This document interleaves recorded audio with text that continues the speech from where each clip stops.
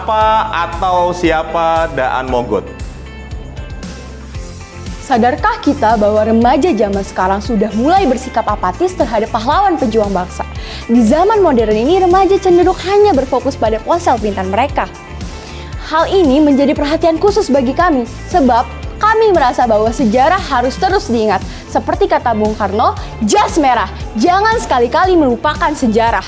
Karena adanya jasa para pahlawan, kita dapat berdiri di sini dengan rasa aman dan tentram tanpa adanya penjajahan.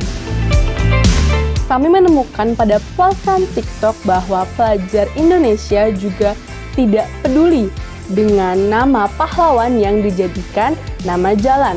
Kemudian berdasarkan angket yang kami lakukan saat pra-penelitian pada 50 siswa Madrasah Aliyah Negeri 16 Jakarta, ketika ditanyakan tentang nama Jalan Daan Mogot di Jakarta Barat, hanya 10 siswa yang mengetahui bahwa nama jalan tersebut diambil dari nama pahlawan. Fakta-fakta tersebut menunjukkan bahwa di kalangan remaja, semangat nasionalisme dan multikulturalisme telah menurun. Padahal, nasionalisme dan multikulturalisme merupakan bagian penting dari implementasi nilai-nilai Pancasila. Assalamualaikum warahmatullahi wabarakatuh. Perkenalkan, kami dari Madrasah Aliyah Negeri 16 Jakarta dengan saya Syafira Ramadhani dan rekan saya Salsabila Yesino. Kami di sini untuk membantu remaja di seluruh Indonesia untuk mengenali pahlawan mereka dengan cara yang menyenangkan.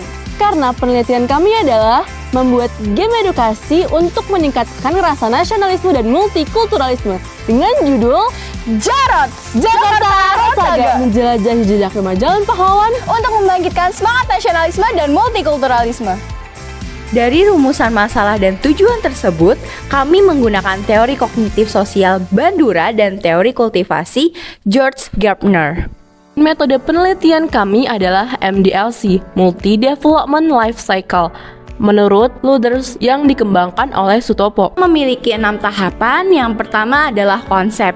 Pada tahap konsep, kami mencari genre dan tujuan dari pembuatan game kami. Yang kedua, tahap desain. Pada tahap ini, kami menemukan alat untuk merealisasikan konsep kami dan merancang struktur program, seperti menggunakan RPG Maker atau Konstruktu dan lain-lain. Yang ketiga, pengumpulan bahan. Pada tahap ini, kami mengumpulkan segala bahan yang dibutuhkan, seperti item bangunan Jakarta, audio untuk karakter, audio untuk background, audio untuk sound effect. Lalu semua bahan yang telah dikumpulkan kami gabungkan dalam tahap pembuatan menggunakan RPG Maker MZ.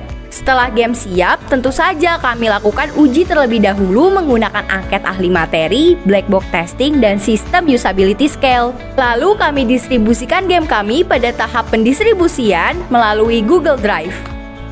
Proyek penelitian kami adalah 20 siswa SMP Negeri 4 Jakarta dan 15 siswa MA Negeri 3 Jakarta Pusat. Dengan teknik proposal sampling, dengan kriteria yang pertama adalah siswa harus bersekolah di Jakarta Pusat, yang kedua siswa harus bertempat tinggal di Jakarta Pusat, dan yang ketiga siswa harus paham dan mengerti cara menggunakan Android.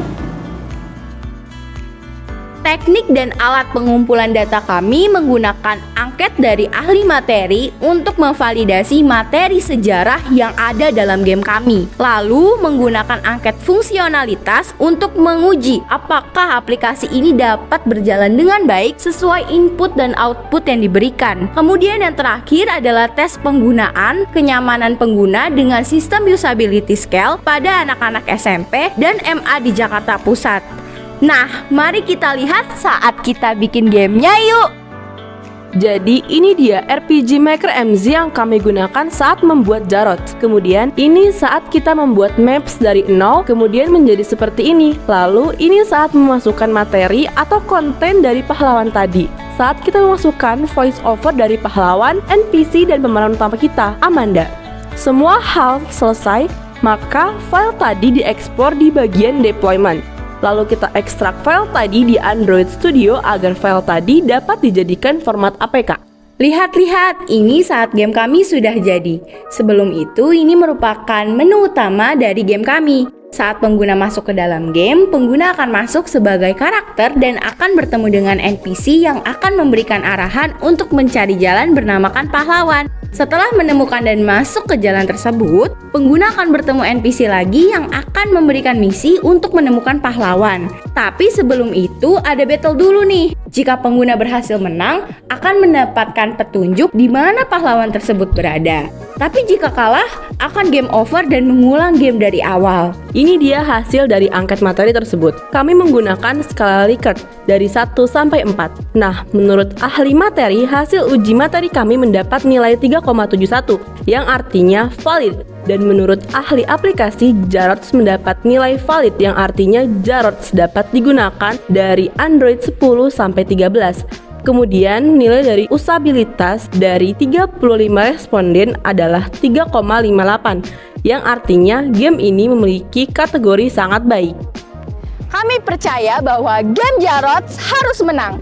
Karena di era yang serba digital, di era di mana nasionalisme dan multikulturalisme mulai memudar, aksi nyata kami sebagai pelajar Pancasila dalam upaya menumbuhkan semangat nasionalisme dan multikulturalisme membutuhkan dukungan dari semua pihak. Demikianlah hasil pembelajaran kami dan hasil penelitian kami. Terima kasih telah menonton dan wassalamualaikum warahmatullahi wabarakatuh. We are Bhinneka, we are Pancasila, we are Indonesia.